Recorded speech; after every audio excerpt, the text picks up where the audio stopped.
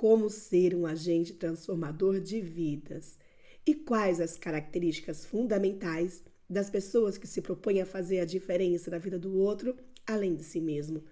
Como a cura é realizada e do que ela depende para acontecer?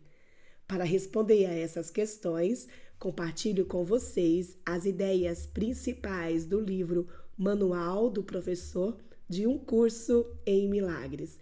E na segunda parte deste vídeo, compartilho 7 atividades simples para você colocar em prática cada reflexão, cada ideia aqui apresentada. Eu sou Valéria Oro, simplesmente vá à hora.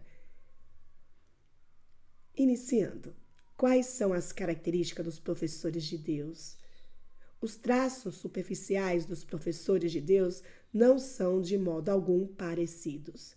Então, antes de prosseguirmos, o que é um professor de Deus? Podemos considerá-lo como uma pessoa que se propõe a ser um agente transformador na vida do outro, que tem uma preocupação, não seria a palavra preocupação a mais ideal, mas que tem como propósito melhorar a vida do outro, além de si mesmo, de querer para o outro o que quer para si mesmo. Então aqui o professor de Deus é um agente transformador e qualquer um de nós podemos ser. Não precisa de nenhuma formação, a não ser a disponibilidade, a escolha.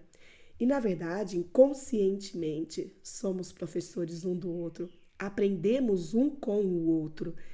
E para você ser um professor, você tem que ser também um aluno. Professor e aluno são duas faces da mesma moeda. E as diferenças que temos, elas são superficiais. São por conta das nossas personalidades. Mas o fundamental, na essência, somos iguais porque somos um. Constituímos o ser filho de Deus. Então, prosseguindo, as suas experiências do mundo variam muito. Eu tenho minha experiência, você tem a sua experiência. Mas isso é uma questão superficial. Ela é tão ínfima comparando a tudo, a plenitude do que somos.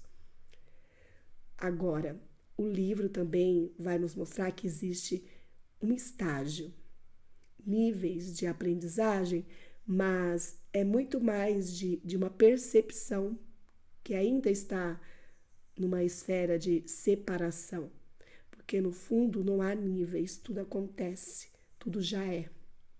Nos estágios iniciais de seu trabalho como professores de Deus, ainda não adquiriram as características mais profundas que os estabelecerão como o que são.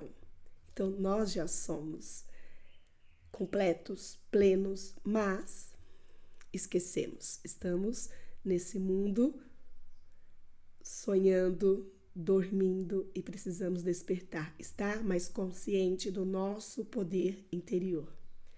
Deus dá dádivas especiais aos seus professores porque eles têm um papel especial no plano para a expiação. A sua especialidade é, obviamente, apenas temporária, estabelecida no tempo como meio de conduzir para fora do tempo. Essas dádivas especiais, nascidas no relacionamento santo para o qual a situação de ensino-aprendizado está dirigida, vem a ser característica de todos os professores de Deus que tenham avançado no seu próprio aprendizado. Então, à medida que você vai criando conscientemente relacionamentos santos, e o que é um relacionamento santo? É eu olhar para o outro e para mim além da visão física. É eu olhar para o outro a partir de uma avaliação, de uma visão do poder interior, olhando para o outro, sabendo que ele não é um corpo, ele não é o que faz, mas ele é o que Deus o criou. Nesse aspecto, todos se parecem. Todas as diferenças entre os filhos de Deus são temporárias. Entretanto, no tempo, pode-se dizer que os professores de Deus avançados têm as seguintes características. Então, quais são as características de um agente transformador? daquele que quer ser professor e aluno. Primeiro item é a confiança. Cada item que vai ser colocado aqui, ele vai além do significado comum que se tem, que nós temos sobre tais palavras. Nós vamos ver o que realmente é confiança aqui no contexto do livro Um Curso em Milagres. Vai além, não podemos nos ater aos conceitos comuns e tradicionais.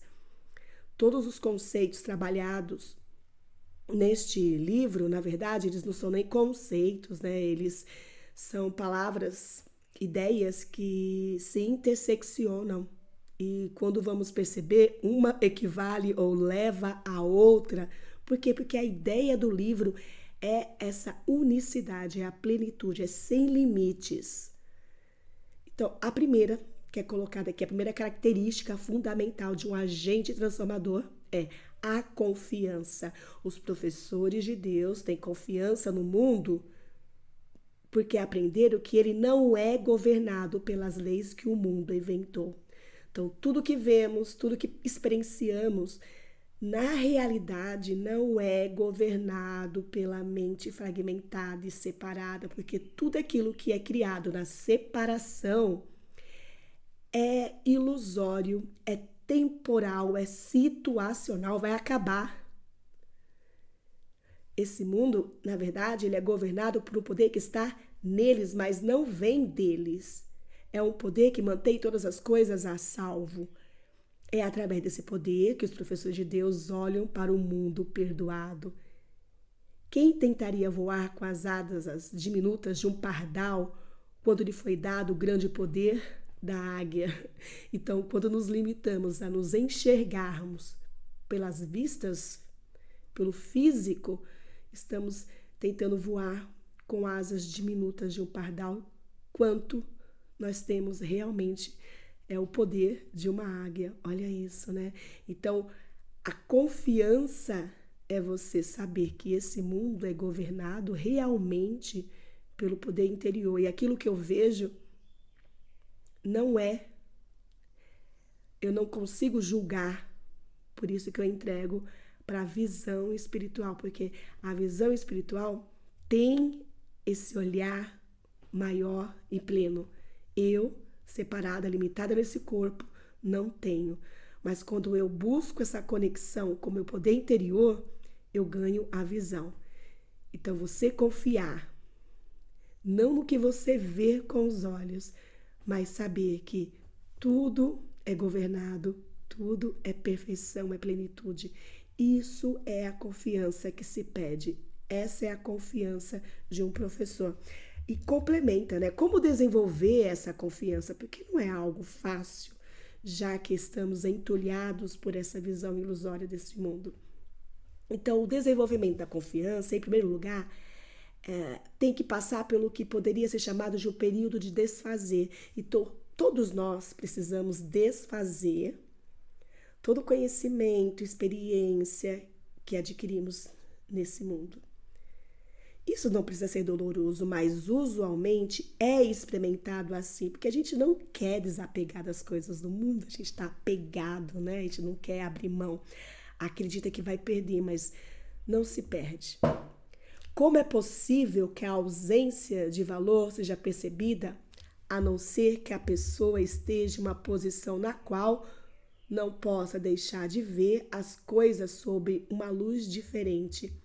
Ela não está ainda no ponto em que possa fazer a mudança toda internamente. E assim, o plano algumas vezes pede mudanças no que parece ser circunstâncias externas. Essas mudanças são sempre úteis. Quando o professor de Deus tiver aprendido isso, ele passa para o segundo estágio.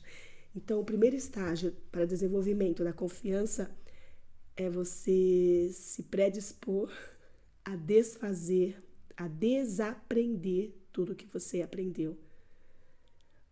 A cada dia, você querer aprender algo novo, ou melhor, relembrar. E para você relembrar, eu tenho que desapegar de tudo que eu sei. Então, todas as respostas que eu acredito ter, eu terei que abrir mão não me apegar às coisas do mundo.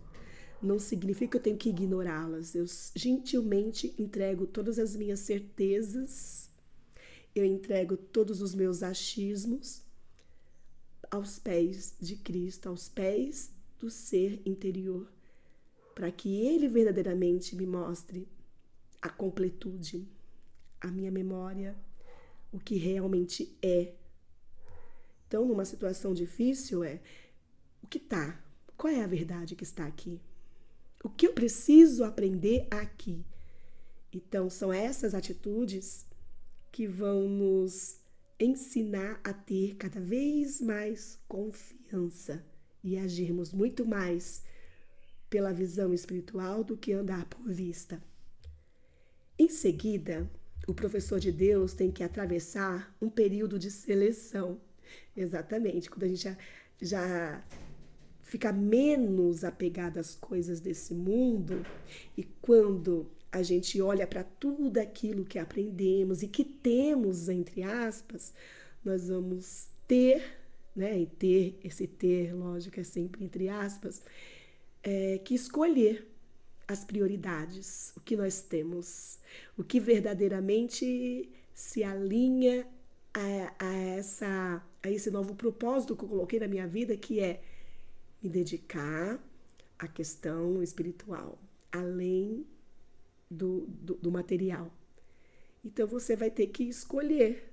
Existem situações, atitudes que não vão combinar mais. Esse é o período de seleção.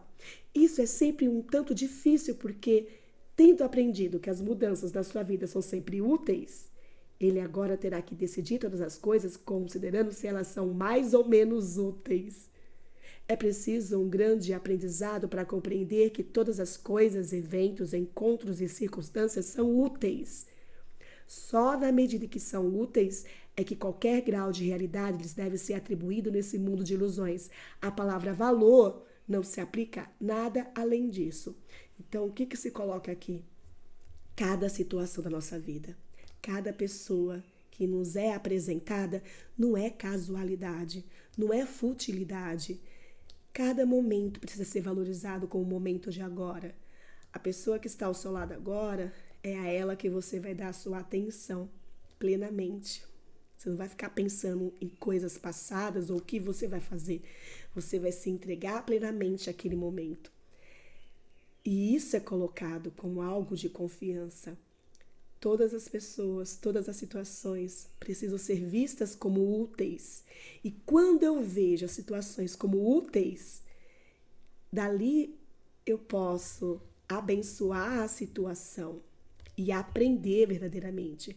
Qualquer situação, ela não vai ser considerada um desafio, mas uma situação útil para eu praticar o milagre de abençoar as coisas como elas são, como elas foram criadas por Deus e não criadas pelo sistema egóico de separação.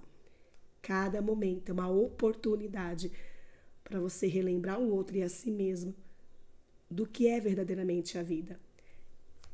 Prosseguindo, o terceiro estágio, né? Então, o primeiro estágio é se desaprender, desfazer das coisas do mundo. O segundo é você selecionar, entre aspas, né? O período de seleção das coisas que o envolve, lembrando que todas as situações são úteis, nenhuma do que você passou ou passará, elas foram por acaso ou consideradas danos ou desafios, mas situações de aprendizagem.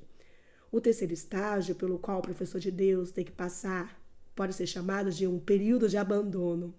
O período intermediário pode ser aquele no qual o professor de Deus se sente solicitado a sacrificar seus mais caros interesses em nome da verdade.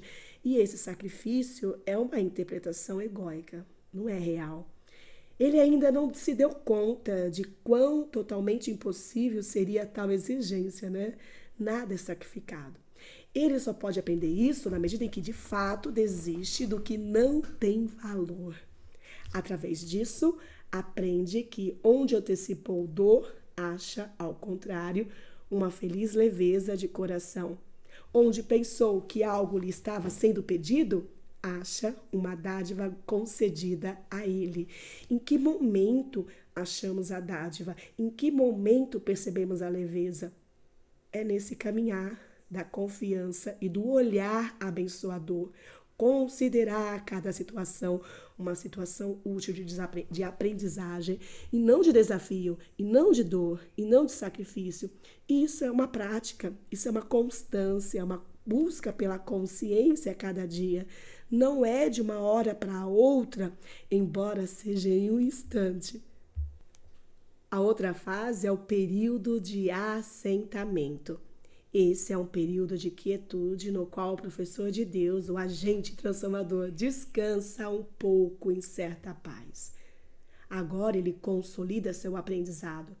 Agora, olha gente, como que vai reforçando essa palavra, né? Agora, é no instante.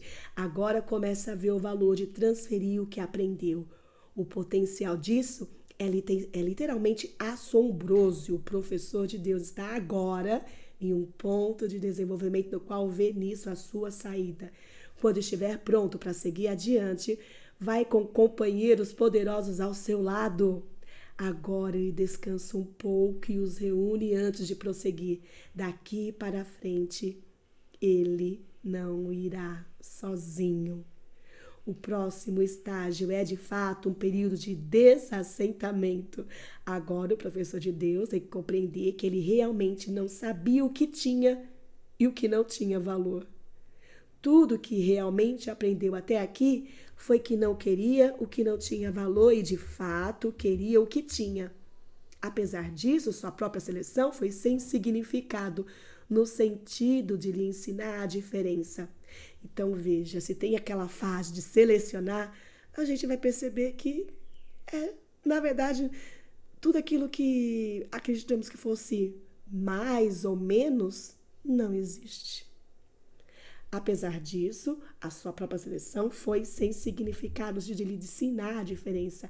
A ideia de sacrifício tão central no seu próprio sistema de pensamento fez com que fosse impossível para ele julgar. Ele pensou ter aprendido a disponibilidade, mas vê agora que não sabe para que serve essa disponibilidade. E agora tem que atingir um estado que talvez por muito, muito tempo ainda lhe seja impossível alcançar. Precisa aprender a deixar de lado todo julgamento e pedir apenas o que realmente quer em qualquer circunstância. Se cada passo nessa direção não fosse tão fortemente reforçado, seria de fato muito duro. Então, realmente, aqui a questão é desaprender. É você não confiar na resposta do seu pensamento de limitação, mas saber que a resposta, ela está na fonte, ela está na sua essência, e você confiar nisso é você ir prosseguindo em cada momento. Finalmente, há um período de consecução. É aqui que o aprendizado é consolidado. Agora, o que antes era visto como meras sombras vem a ser as sólidas conquistas com as quais se pode contar em todas as emergências, entre aspas, bem como nos momentos tranquilos. De fato, o seu resultado é a tranquilidade, o resultado do aprendizado honesto, da consistência do pensamento e da transferência total.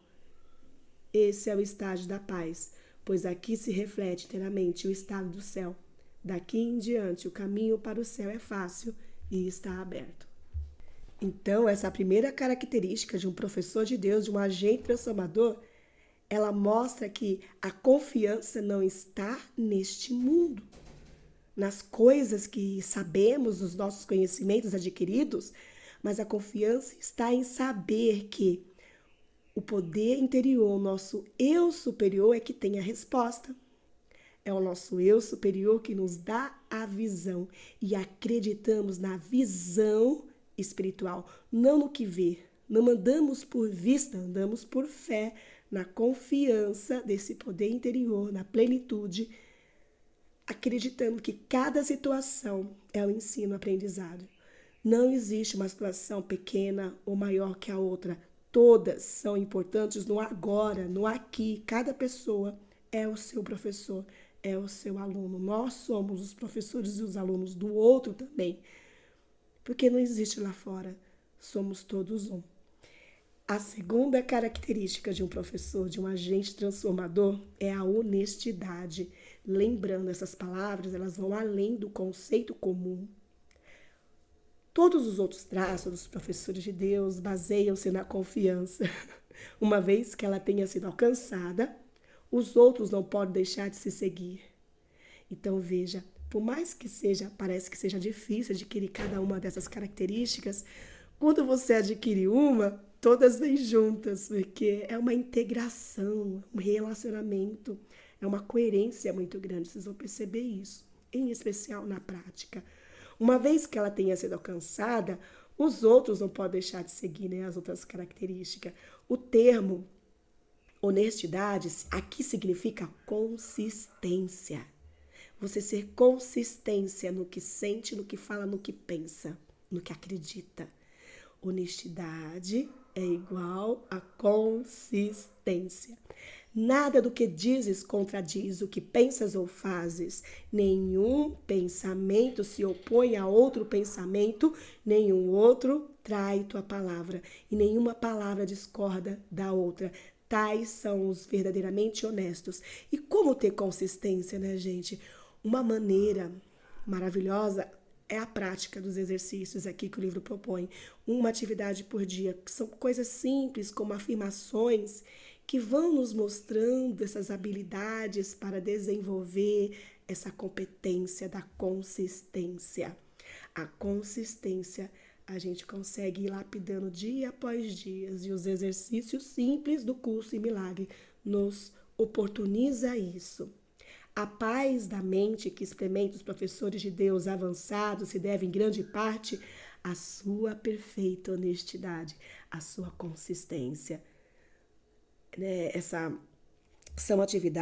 atividades do livro nos permite desenvolver a governança mental, a dirigir a nossa mente, a guiar a nossa mente, não pela nossa limitação, mas acreditando sempre em colocar a nossa mente a serviço da fonte. Eis aí o grande segredo, entre aspas, segredo, né? Só o desejo de enganar é que faz a guerra. Ninguém em unidade consigo mesmo é capaz de sequer conceber o conflito. Como foi colocado no item anterior, cada situação ela não é vista, né? Não é avaliada como conflito, como desafio, como dano, mas uma situação de oportunidade, de você abençoar o outro, de encontrar as dádivas, quando assim você percebe, né? Então, até então, quanto a gente já não qualificou a situação como desafiadora? Ah, é uma situação desafiadora. Mas aqui nesse livro, eles nos dá essa nova interpretação, né? Não é uma situação de conflito, não é uma situação de desafio, é uma situação de aprendizagem. Quando a gente aprende verdadeiramente e olha para isso, para cada situação, como uma situação de ensino, aprendizagem, a gente sai do deserto logo. O não aprender é permanecer no deserto. É bem assim, né? O conflito é o resultado inevitável do auto-engano. E o auto-engano é desonestidade. Então, se você julga que está passando por um conflito, na verdade, o que está acontecendo é um auto-engano. Você está se enganando, porque você não está permitindo a confiança no resultado final, que é a plenitude. Isso é desonestidade. Não há nenhum desafio para um professor de Deus. Desafio implica a dúvida, e a confiança na qual os professores de Deus descansam em segurança faz com que a dúvida seja impossível. Por que a dúvida é impossível? Porque eu confio no resultado final. Eu confio não por causa do meu corpo, dos meus feitos, dos meus conhecimentos, mas porque eu sei quem me criou. Eu sei quem eu sou além desse corpo. Eu ainda sou como Deus me criou. Só podem ter sucesso porque nunca fazem a própria vontade sozinhos. Nós estendemos ao outro a nossa identidade. Escolhem por toda a humanidade, por todo o mundo e por todas as coisas dentro dele, pelo que não muda e permanece imutável, além das aparências pelo Filho de Deus e pelo seu Criador. Uau, né? Esse item 10 nos mostra o quão poderoso isso é e desenvolve a ética humana, né? Com certeza, se fôssemos criados a cada dia e criarmos nossos filhos com essa concepção de olhar para a humanidade como um todo, o interesse do outro, o meu interesse, coadunam, se unificam, se interseccionam. É fundamental. Isso é humano verdadeiramente, na sua mais essência. A outra característica é a tolerância. Os professores de Deus não julgam. Por que a gente não julga? Porque nesse estado de dormência, nesse estado de mundo situacional, de temporalidade, não temos a visão do todo dormindo. Mas nós, à medida que vamos trabalhando e tendo consciência do poder interior, entregamos tudo isso para o julgamento do nosso ser interior, do nosso eu superior, da nossa centelha divina para a fonte.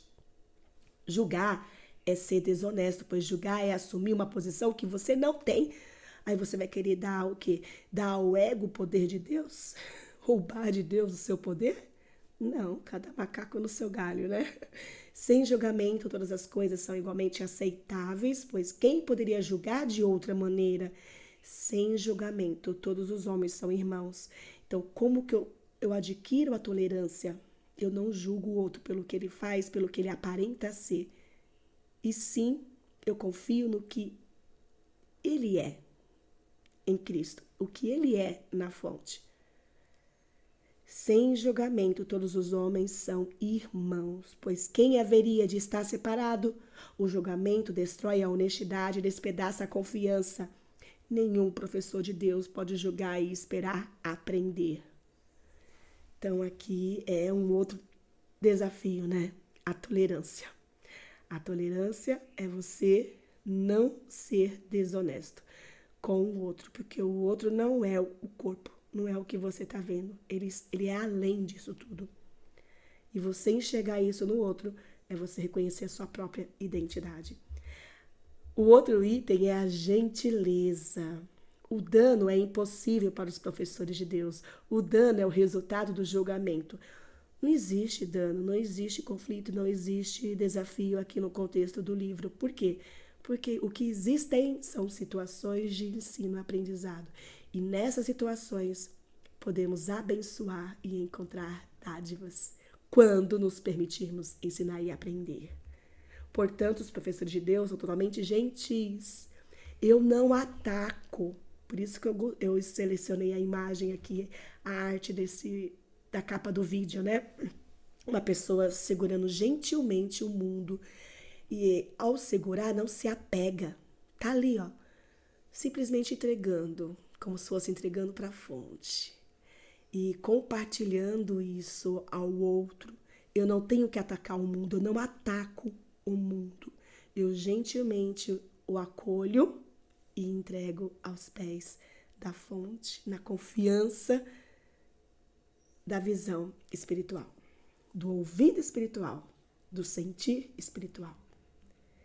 Os professores necessitam da força da gentileza, pois é nisso que a função da salvação vem a ser fácil. Para aqueles que querem causar dano, ela é impossível. Para aqueles que querem causar dano, ela é impossível. Para aqueles que não veem o significado do dano, ela é meramente natural. O poder dos professores de Deus está em sua gentileza. E aqui vale a pena repetir. O poder dos professores de Deus está em sua gentileza. Não é no ataque. Não é na defesa. É na gentileza de entregar e acreditar no poder espiritual, não no poder deste mundo visual, material. Mas você não ignora. Você vai além dos sinais, além dos símbolos. pois compreenderam que os seus pensamentos maus não vieram nem do Filho de Deus, nem do seu Criador, e sim, né, da separação, da limitação. Assim, unir os seus pensamentos àquele que é a sua fonte, e assim a vontade deles, que sempre foi a dele próprio, é livre para ser ela mesma. Então, estamos presos nesse sistema de limitação. E ao nos permitir essa libertação, vamos vivenciar a plenitude como um todo e vamos realmente estar em contato com a nossa própria vontade. Porque, por enquanto, o que percebemos em muitos momentos é uma vontade que é uma impressão, uma influência do externo. E a nossa vontade, ela é realmente a vontade interna. A outra característica de um professor, de um agente transformador é a alegria. A alegria é o resultado inevitável da gentileza. Gentileza significa que o medo agora é impossível. As mãos abertas da gentileza estão sempre cheias, a gente não perde.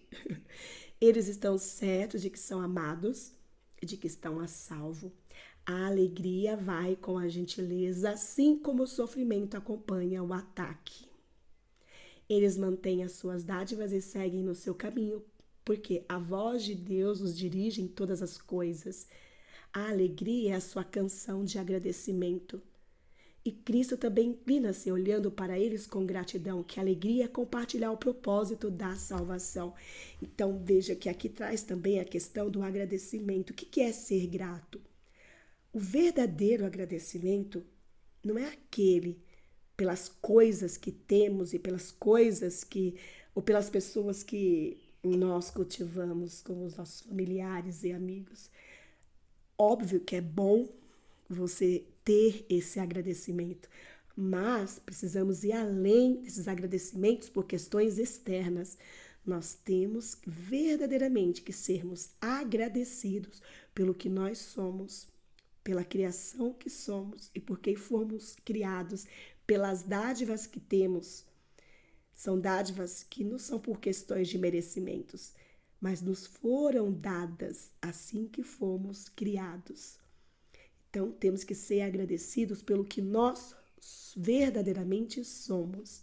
Eu tenho que ser agradecido pelos meus filhos, não porque eles são os meus filhos, mas por quem eles são, filhos de Deus. Esse é o verdadeiro agradecimento, é a verdadeira alegria, é a confiança real. A próxima característica, a característica número 6, é a ausência de defesas. Vejam que são características que se conversam, né? Quem confia vai ficar defendendo? Não tem conflito, não tem dano, não tem desafio. O que existem são situações de ensino-aprendizagem para colhermos as dádivas e abençoar o outro e a nós mesmos. Os professores de Deus aprenderam como ser simples. Eles não têm sonhos que necessitem de defesa contra a verdade. Eles não tentam fazer a si mesmos. Sua alegria vem da sua própria compreensão de quem os criou. Ninguém pode vir a ser um professor de Deus avançado enquanto não compreender inteiramente que defesas não passam de tolos guardiões de ilusões loucas. Quando o professor de Deus finalmente concorda em olhar para o que vem depois delas, as ilusões, descobre que ali não havia nada. Lentamente, no início, ele se deixa ser desenganado, porém aprende mais rápido à medida que aumenta sua confiança. Não é o perigo que vem quando se abre mão das coisas, né? Não existe. É a segurança, é a paz, é a alegria e é Deus. Então, temos que desenvolver, né, ao longo dessa jornada, o aprender a olhar além, sempre além. A outra característica, número 7, é a generosidade. O termo generosidade tem um significado especial para o professor de Deus. Não é um significado usual da palavra de fato, é um significado que tem que ser aprendido e aprendido muito cuidadosamente. Sem confiança, ninguém pode ser generoso no sentido verdadeiro. Para o mundo, generosidade significa dar para os outros no sentido de abrir mão. Agora, para os professores de Deus, significa dar para poder ter. Então, a generosidade aqui significa dar para ter. Dar e receber é a mesma coisa. Eu não perco, eu apenas ganho. O professor de Deus não quer nada que não possa dar aos outros. Uau, hein?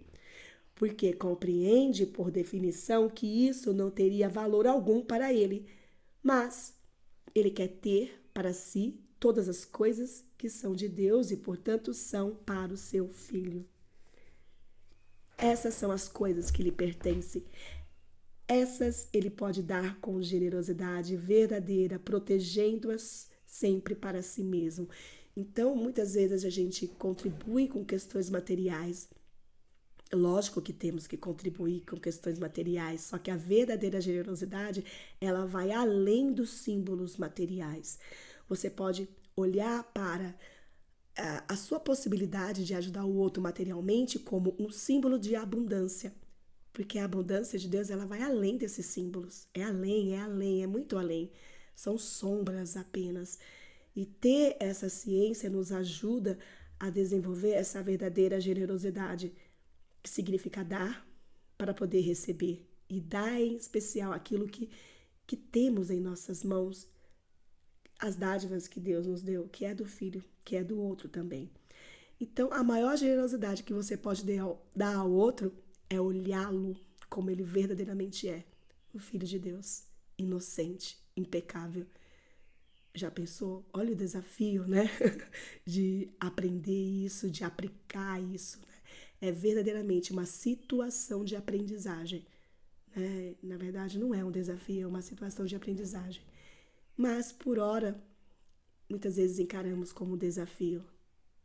Mas se permita não olhar para dessa forma como desafio, como um dano.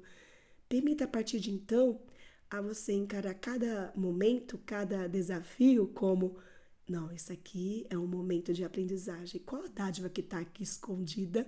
Como eu posso abençoar? É assim que a gente vai avançando. A característica número 8 de um agente transformador, de um professor divino, é a paciência. Aqueles que estão certos do resultado podem se dar ao luxo de esperar e sem ansiedade. A paciência é natural para o professor de Deus. Tudo que ele vê é o resultado certo, porque algum tempo talvez ainda desconhecido por ele, mas não posto em dúvida. Então você pode não conhecer temporariamente o resultado, você pode não ver, não experienciar, mas você acredita. Você sabe do resultado final. E é essa certeza, é essa confiança que lhe dá a paciência e a paz. O professor de Deus está disposto a reconsiderar todas as suas decisões passadas, caso estejam causando dor a alguém. Então, se existem situações no passado que eu percebo que há conflitos, que há dores, eu permito reconsiderar e ver a aprendizagem por trás disso. A paciência é natural para aqueles que confiam, certos da interpretação final. Veja, a interpretação não é nossa, do ego, da mente separada, fragmentada. A interpretação verdadeira, o julgamento verdadeiro é do nosso ser superior, da fonte. Certos da interpretação final de todas as coisas no tempo. Nenhum resultado já visto ou ainda por vir pode causar-lhes medo. A próxima característica, a número 9, é a fidelidade. A extensão da fidelidade do professor de Deus é a medida do seu progresso no currículo. A medida, né? A fidelidade é a confiança do professor de Deus no verbo de Deus em dispor todas as coisas de modo certo, não algumas, mas todas. Abrir mão de todos os problemas em função de uma resposta é reverter inteiramente o pensamento do mundo. Só isso é fidelidade. No entanto, vale a pena alcançar cada degrau, por menor que seja. Estar pronto, como diz o texto, não significa maestria. Sim, vamos errar, sim, vamos deslizar. Mas nós estamos no caminho, no desenvolvimento. Então, errou, entregue. Errou, não se apegue. Qual é a lição por trás disso? Como eu posso agir de uma maneira mais fiel ao que eu sou, ao que o outro é? E a 10ª é a mentalidade aberta. O professor de Deus, um agente de Deus, ele tem a mentalidade aberta. E o que significa a mentalidade aberta? Porque vai além dos conceitos usuais que temos por aí. Talvez o último dos atributos que o professor de Deus adquire quando se reconhece a sua relação com o perdão. A mentalidade aberta vem com a ausência de julgamento. Uau, hein? É a ausência de julgamento. Assim como o julgamento fecha a mente contra o professor de Deus, assim a mentalidade aberta o convida a entrar. Assim como a projeção da culpa sobre ele o mandaria ao inferno, a mentalidade aberta deixa que a imagem de Cristo seja estendida a ele. Mentalidade aberta significa permitir que a imagem de Cristo seja estendida a mim e ao outro, ou seja, é um olhar abençoador. Como é que os que têm a mente aberta perdoam? Eles abandonam tudo que impede o perdão. Então, lembram lá dos estágios de aprendizagem?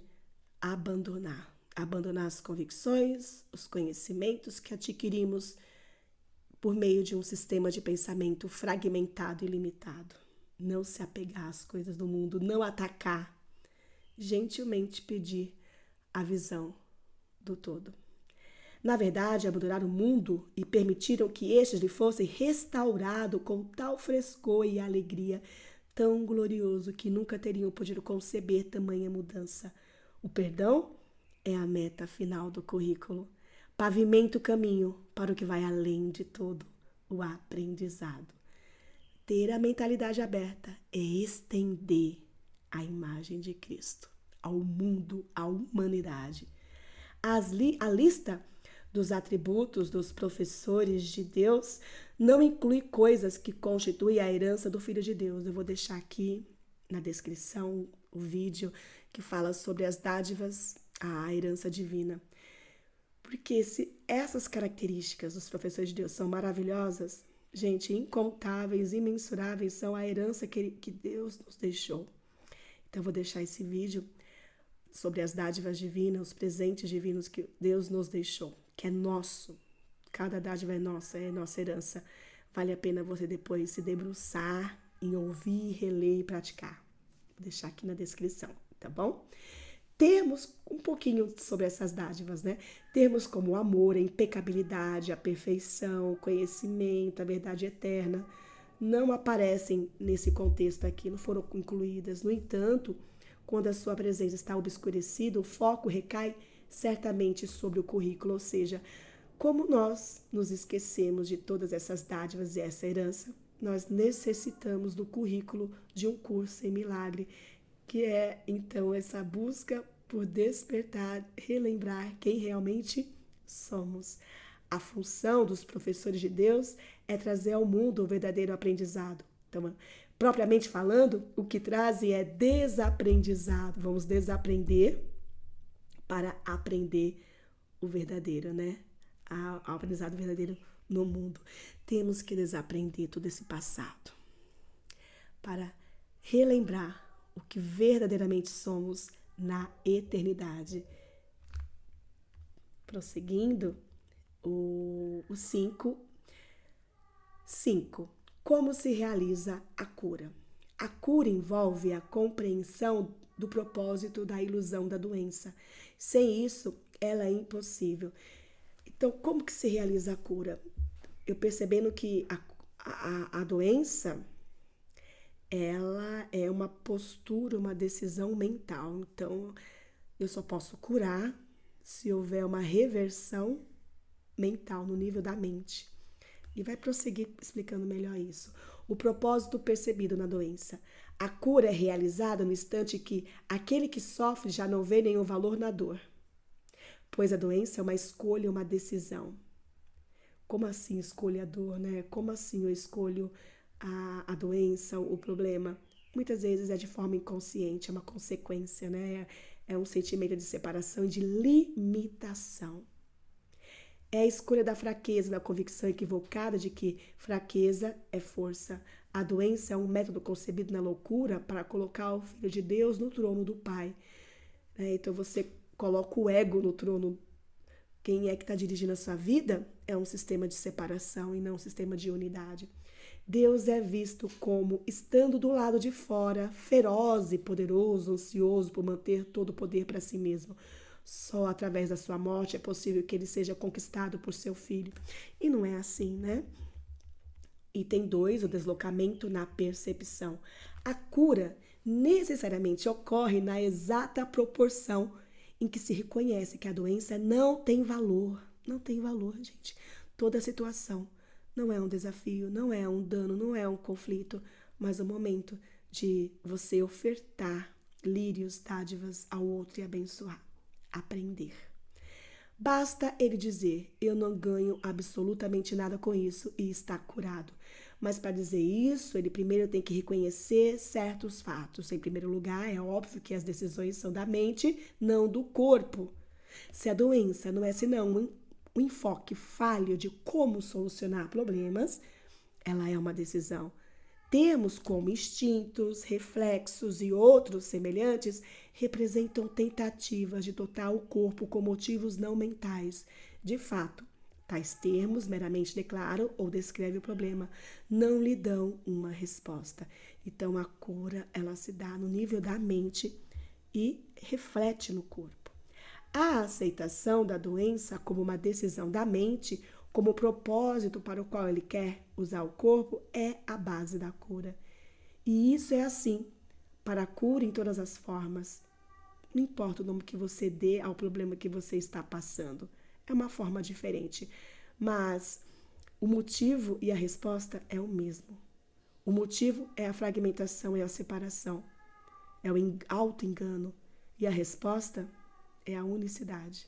É a extensão do Filho de Deus ao outro, à humanidade. Quem é o médico?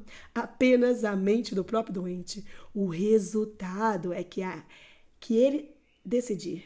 Aparentemente, agentes especiais trabalham nele, mas não fazem senão dar forma à sua própria escolha. Então, pode ser que o médico certo apareça para você. Não significa que foi o médico ou será o médico que vai te curar. Ele é aparentemente um agente especial, mas antes de tudo foi uma decisão mental sua. Qual o requisito único para essa mudança da percepção? Simplesmente isto, o reconhecimento de que a doença é da mente e não tem nada a ver com o corpo. O que custa este reconhecimento? Custa todo mundo que vês, pois nunca mais o mundo vai parecer reinar sobre a mente.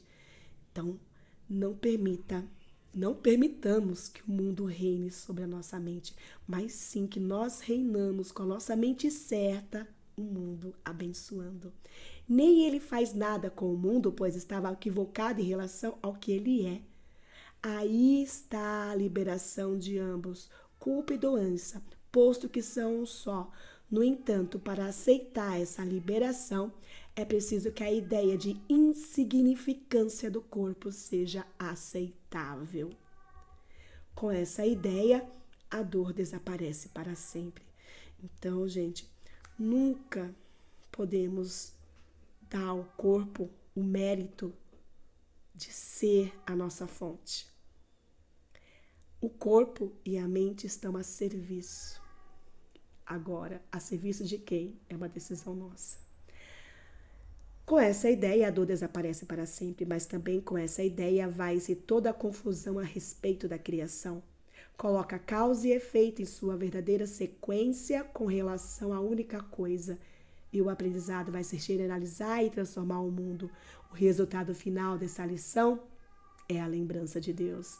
Causa e efeito são apenas uma réplica da criação, vistos em sua perspectiva correta, sem distorção e sem medo, eles restabelecem o céu. Subtítulo 3, a função do professor de Deus. Se o paciente tem que mudar a sua mente para ser curado, o que faz então, um professor, um agente de Deus? Para aqueles que já estão dispostos a mudar a própria mente, o professor não tem a função, a não ser a de se regozijar com eles. Uau, né, gente? Mesmo que não tenhamos função, mas alegrar-se com o outro é maravilhoso. Pois vieram a ser professores de Deus com ele. Ele tem, porém, uma função mais específica para aqueles que não compreendem o que seja a cura. Então, a função do professor é em especial para aquelas pessoas que não compreenderam ainda que a doença está na mente. Esses pacientes não se dão conta de que escolheram a doença. Ao contrário, acreditam que a doença os escolheu e nem têm a mente aberta em relação a isso. O corpo lhes diz o que fazer e eles obedecem. Para eles, a separação é bastante real. O professor de Deus vem a eles para representar uma outra escolha, aquela que haviam esquecido. A simples presença de um professor de Deus é um lembrete. Então, não é necessário fazer discurso, fazer algo, mas antes de tudo, você, na sua mente, olhar para o outro como ele verdadeiramente é. Os pensamentos solicitam o direito de questionar o que o paciente aceitou como verdadeiro. Como mensageiros de Deus, os seus professores são os símbolos da salvação. Eles pedem ao paciente perdão para o Filho de Deus em seu próprio nome. Eles representam a alternativa, com a letra maiúscula. Com o verbo de Deus em suas mentes, eles vêm para abençoar, não para curar os doentes, mas para lembrar-lhes do remédio que Deus já lhe deu. Uau, hein, gente? Com o verbo de Deus em suas mentes. O que é o verbo de Deus? É simplesmente eu estar alinhada, confiante na vontade do todo e não na vontade do ego. Isso é o verbo de Deus verdadeiramente. Com muita gentileza apelam para os seus irmãos para que se afastem da morte. Contempla tu, Filho de Deus, o que a vida pode te oferecer. Nenhuma vez os professores de Deus avançados consideram as formas da doença das quais seu irmão acredita. Reconhece que ilusões não podem ter nenhum efeito. A verdade em suas mentes procura alcançar a verdade nas mentes de seus irmãos de tal modo que as ilusões não sejam reforçadas.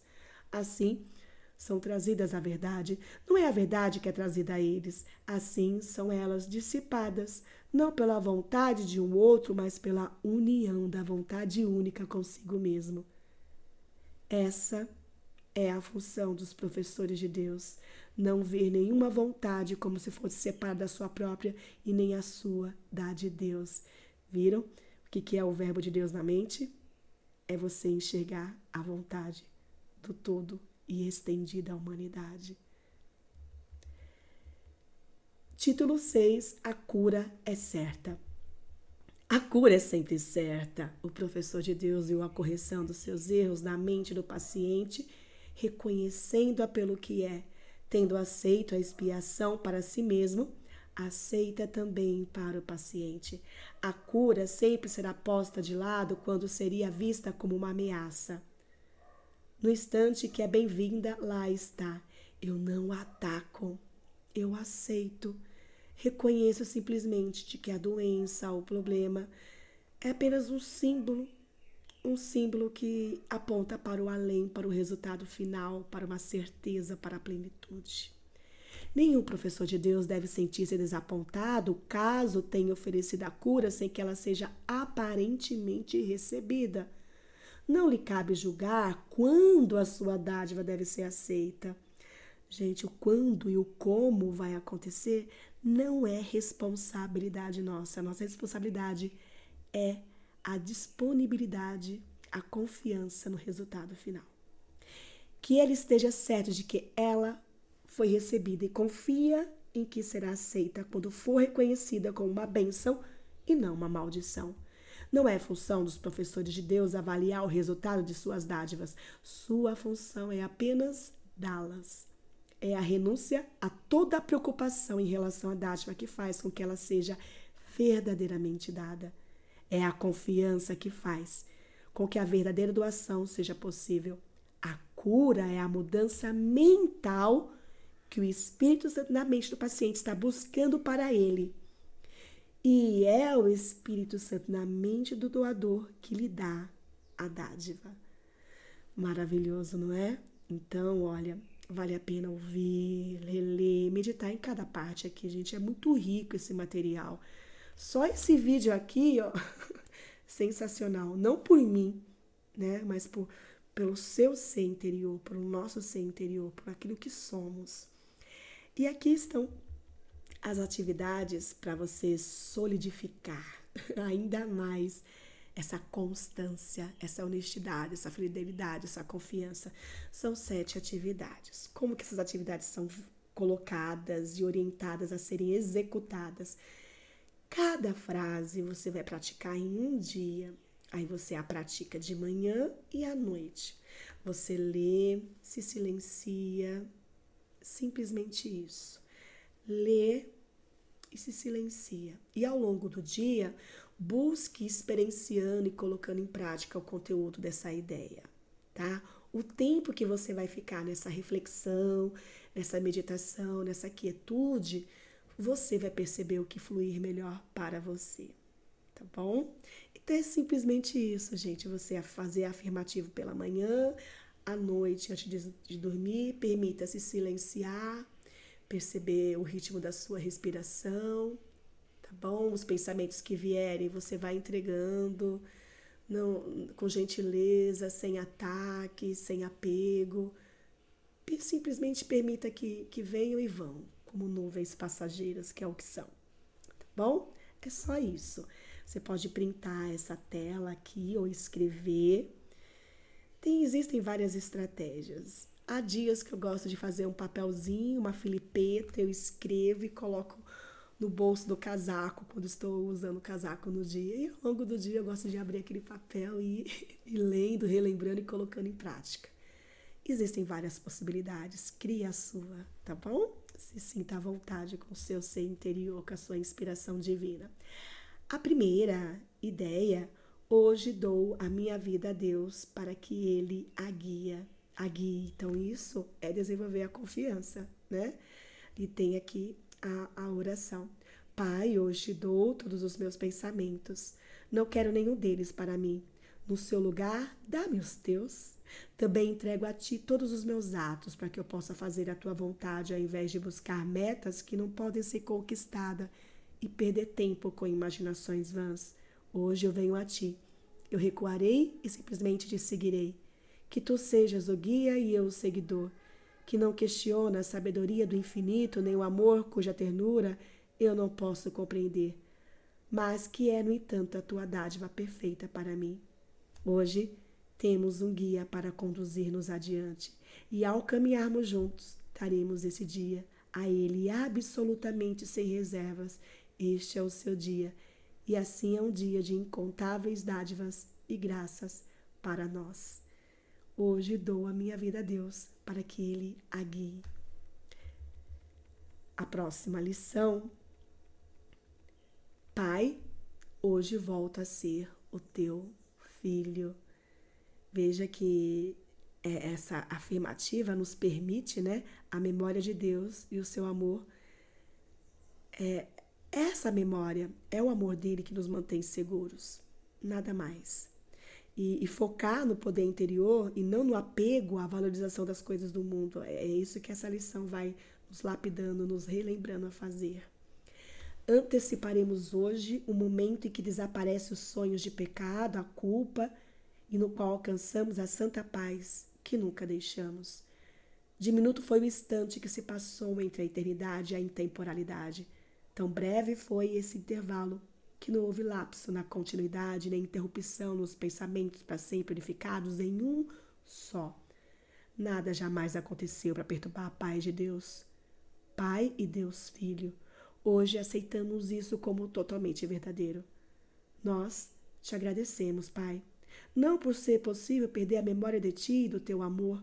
Reconhecemos a nossa segurança e agradecemos todas as dádivas que nos concedeste, toda a ajuda amorosa que recebemos, toda a tua eterna paciência e o verbo que nos deu, segundo o qual estamos salvos. Lindo, né? Vale a pena você dedicar um dia aí para repetir tal afirmativa, tal verdade sobre ti. Pai, hoje volto a ser o teu filho, e se comprometa a viver esse dia como filho de Deus, com as dádivas que lhe foram dadas. A próxima lição traz como afirmativa: é vontade de Deus em sua misericórdia que eu seja salvo. Essa lição nos oportuniza a confiarmos, né? A afirmar a vontade de Deus. Então, quando a gente confia e afirma a vontade dele, isso nos permite a verdadeira proteção. Aceitar que somos amados e impecáveis aos olhos de Deus. Essa lição nos ensina isso. A lapidar essa aceitação. Aceite quem você é, impecável aos olhos de Deus. Basta que eu olhe para todas as coisas que parecem me ferir e que me afirma com toda segurança. É vontade de Deus que eu esteja salvo disso, para vê-la simplesmente desaparecer. Então, olha que afirmativa forte para você fazer. Em cada situação que você considerar difícil, é vontade de Deus que eu esteja salvo disso. Basta que eu apenas me lembre de que a vontade de meu Pai é unicamente a felicidade para mim, para descobrir que só me veio felicidade. E basta que eu me lembre de que o amor de Deus envolve o seu Filho e mantém a sua impecabilidade eternamente perfeita, para ter certeza de que estou salvo e seguro em seus braços para sempre. Sou filho que Ele ama. Estou salvo porque é vontade de Deus em sua misericórdia que seja assim. Pai, é a tua santidade. O teu amor me criou e tornou-me a minha impecabilidade parte de ti para sempre. Não há culpa nem pecado em mim, pois não há culpa nem pecado em ti. A próxima afirmativa, a próxima atividade: eu reino sobre a minha mente, onde eu só devo reinar. Na minha percepção, na minha opinião, essa aqui é a atividade ouro, maravilhosa para você praticar a cada momento. Você reina sobre a sua mente. E sabe o que significa reinar sobre a mente? É você liberá-la para que ela esteja a serviço da mente certa, né? Você não deixar a sua mente vagando aleatoriamente, com pensamentos aí, com historinhas, com coisinhas. Não. Sempre que possível, tendo a consciência de trazer a sua mente para o lugar de felicidade, de santidade, buscando abençoar o outro, entregar lírios e não julgamentos. E eis aí a nossa grande missão. Cada dia, cada segundo, reinar em nossa mente. Reconhecer a nossa responsabilidade de governar nossa mente. Colocar nossa mente a serviço do Espírito Santo. Isso significa realmente a liberação para fazer a vontade de Deus, que é uma vontade de plenitude, de expansão ilimitada. Eu reino sobre a minha mente, onde só eu devo reinar. Tenho um reino que devo governar. Por vezes não parece que seja eu o rei, né? Quem parece ser o rei? O ego, um ser criado, feito pela separação. Ele parece triunfar sobre mim e me dizer o que fazer, sentir e pensar. E, no entanto, ele me foi dado para servir, né? A mente me foi dada para servir a qualquer propósito que eu perceber nele. A minha mente só é possível servir. Então, afirme isso, né? A minha mente, né? A minha mente só é possível servir. Hoje dou os seus serviços ao Espírito Santo para que ele os empregue como achar melhor. Então, afirme isso cada dia que você se levantar. E lembre disso ao longo do dia, até que isso seja tão natural, tão natural. Estarei assim dirigindo a minha mente, onde só eu posso reinar. E assim eu a liberto para fazer a vontade de Deus. Pai, a minha mente está aberta para os teus pensamentos e fechada hoje para todos os pensamentos, senão os teus. Aqui está a mentalidade aberta. Mentalidade aberta é a extensão da imagem de Cristo. É a unicidade com a vontade do todo. E você estende à humanidade. Eu governo a minha mente e ofereço a ti. Aceita a minha dádiva, pois é uma dádiva tua para mim. Daí receber é a mesma coisa. Penúltima lição. Agora quero ser como Deus me criou. Nessa lição, vamos aceitar a verdade sobre nós mesmos. Quem somos? Filhos. Somos como Deus nos criou, não o que o mundo nos fez, nos está fazendo conosco. Trazemos a luz de Deus ao mundo. Percebemos o chamado de Deus por meio de Cristo. Poderosa lição.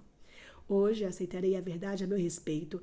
Eu me elevarei em glória e deixarei que neste dia a luz em mim ilumine o mundo.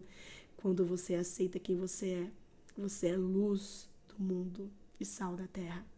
Trago ao mundo a mensagem da salvação que ouço quando Deus, meu Pai, fala comigo. E contemplo o mundo que Cristo quer que eu veja, consciente que Ele põe fim ao amargo sonho da morte. Uau, hein, gente? Já pensou? Você não olha o mundo com olhos de julgamento ou com os olhos físicos, mas você contempla o mundo que Cristo quer que você veja. Deus, que mundo você quer que eu veja? Como você quer que eu enxergue essa situação verdadeiramente? É muito poderoso isso.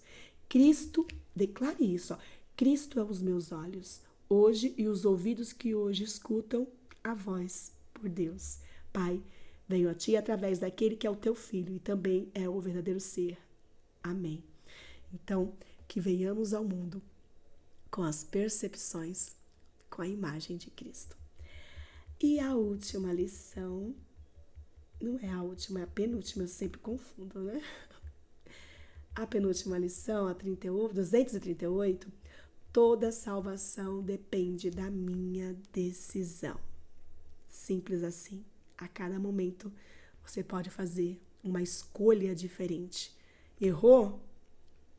Nesse mesmo segundo você já pode fazer uma escolha diferente. É isso que importa, tá? Entregue o seu erro gentilmente à luz divina, que ela vai trazer a clareza e a resposta certa. Pai, a tua confiança em mim tem sido tão grande que eu devo merecê-la.